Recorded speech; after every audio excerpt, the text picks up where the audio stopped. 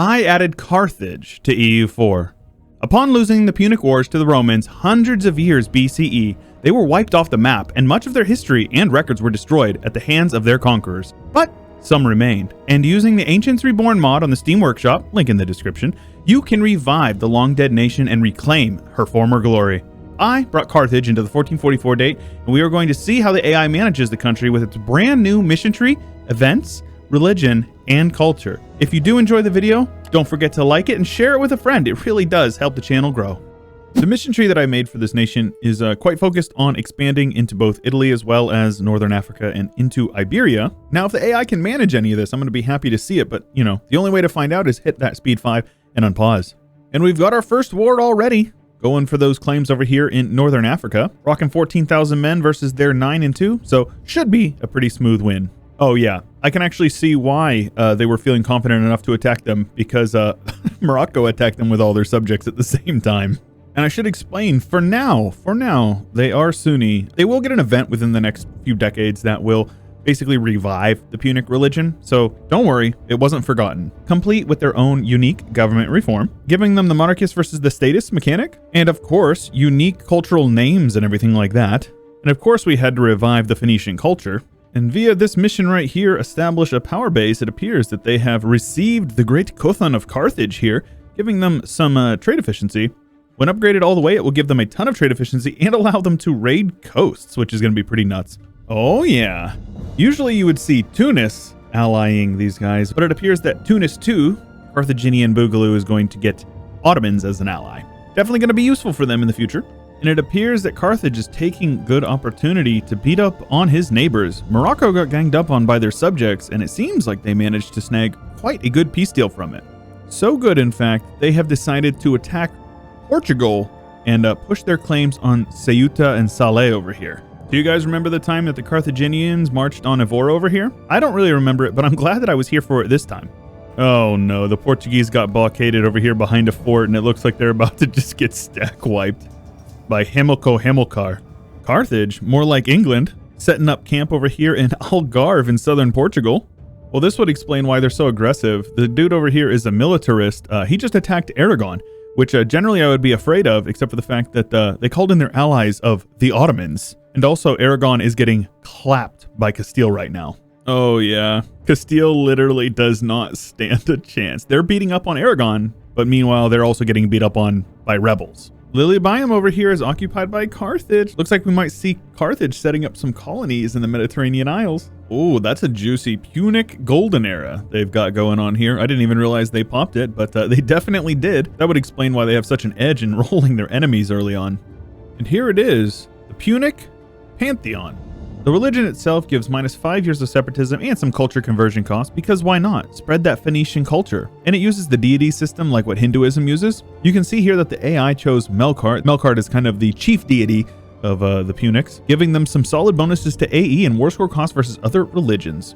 Ah yes, the Punic March, Pirate Republic of Salé.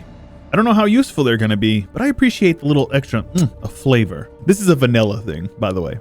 And it appears under the leadership of Great Safet Muthunbal Matalid. They will be indeed finishing up this mission here to get Masters of the Maghreb, conquering a couple more provinces over here, which is going to give them claims in Spain, but also the ability to subjugate anybody over here that they haven't already annexed. This is nuts. I made this tag, so I know how strong they are, but I didn't expect them to be this strong when it's just the AI.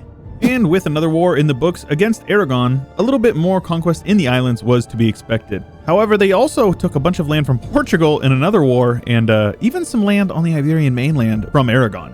As far as the rest of Europe, seems like England is working their way over into the Emerald Isles. Poland is pushing their way well down into Hungary, and Austria is reaching around Hungary, taking over a bunch of land in the Balkans.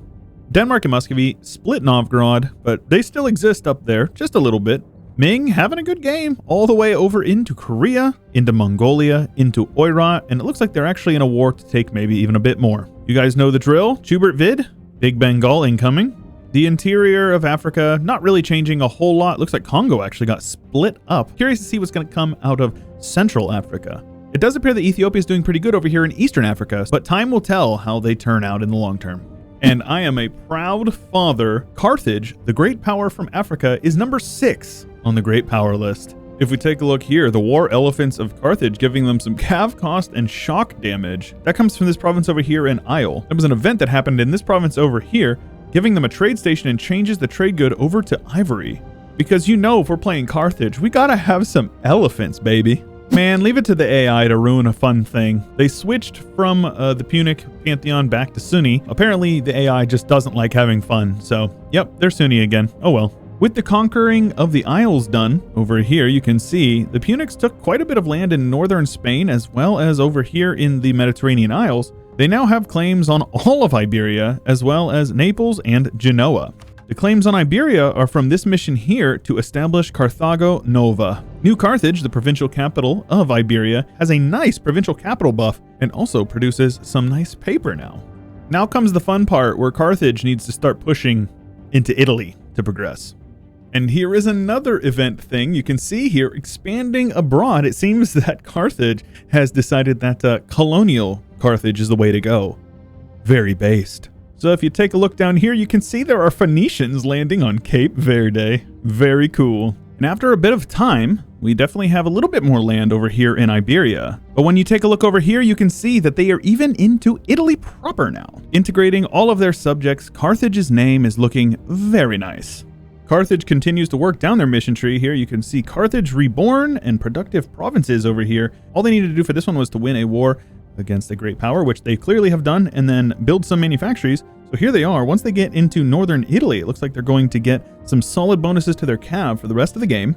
How about that elephant-only challenge, right, lads? Sounds good to me. Once they get a little bit more trade power over here, they're going to get some solid buffs to Carthage, so should be pretty good for them. For this one, all they need to do is be in the top 4 great powers and have Rome, and they're going to get some admin efficiency for the rest of the game as well as claims on the rest of Italy. And after that, all they need to do is take over all of Iberia, and they're going to get claims on all of France. Kind of terrifying when you take a look at this Ottomans and how absolutely massive they are compared to their ally of Carthage. Carthage in a war with a couple of other majors right here, namely the Commonwealth and Great Britain. But one of the nicer twists in this video, Explo Expansion Carthage. They're rocking a smooth 4 colonists. Not only do we have a new Carthage on the East Coast, but good old Punic, California, right next to Punic, Cascadia. South America is mostly just British and Castilian possessions. And we've got another massive Russia, a Mughals, Shun taking over almost all of China, and Bahmanis over here uniting most of India. The Spanish have taken over most of Australia and all of NZ. And take a look at this, Carthage with 53,000 cavalry. That is awesome. They are taking advantage of the cavalry buffs that they receive. They get 20% cav combat ability in their ideas, so it's definitely in their best interest to invest into that. As far as the Reformation goes, we got the Protestants in the north, the Reformed in the south, and the Anglicans over here in the British Isles. The rest is Catholic. All of Iberia, France, the Lowlands, Central Germany, Poland, as well as Sweden. Ooh, very cool. We've got a rare tag alert Decon over here formed by Bahmanis. Dude, this Ottomans is absolutely terrifying. Could you imagine having to fight these guys? Meanwhile, Carthage kicked France entirely out of Iberia, using those permanent claims to their advantage. It's only a matter of time before they can unite Iberia and get their claims in Gaul. So this is something that you love to see. We have an imperialism war, the Punics versus the Castilians, looking to push them out of Iberia by the looks of it. And the best part is, they both have pretty expansive overseas territories, and I think you're going to see quite a bit of war score picked up from Carthage's colonies beating up on these guys down here. But Spain's got a lot of land down in South America, so it ain't over until the fat lady sings. And also, as I stated before, they got elephants, so why not actually give them elephants? Elephants marching in Iberia to conquer it, and southern France by the looks of it. So with the recent war against Portugal, it does actually look like the Carthaginians have pushed them out of Iberia and finished this mission, giving them some modifiers to Iberia, but also claims on all of France. I'm like, oh, this is cool. I wonder if they're going to attack them. And then I took a look over here and I saw that, yeah, France got PU'd by the Commonwealth. The Commonwealth isn't really big over here, but it has most of the land in Germany. So Carthage is temporarily the #1 great power until the Ottomans and the Commonwealth embrace the institution. But aside from that, it's probably going to be very hard for them to get up into France. It's also compounded by the fact that the Ottomans are 15,000 ducats in debt, apparently. I don't know how you even manage that, but it looks like that's the case. Russia, Mughals, Deccan, and Shun control most of this area over here, though it looks like the Mughals pushed Shun out of China for the most part. Ayutthaya having a pretty good game. They actually won a war against the Punic and took the Andaman Isles from them just a little bit ago. Australia remained extremely Spanish, as did South America. And North America was a bit of a mishmash between Carthage, New Norway apparently over here, French Canada. The Portuguese had quite a bit of land on the interior, though the Carthaginians had all the way from Alaska all the way down to Baja California, a little bit of Castile and Mexico just for good measure.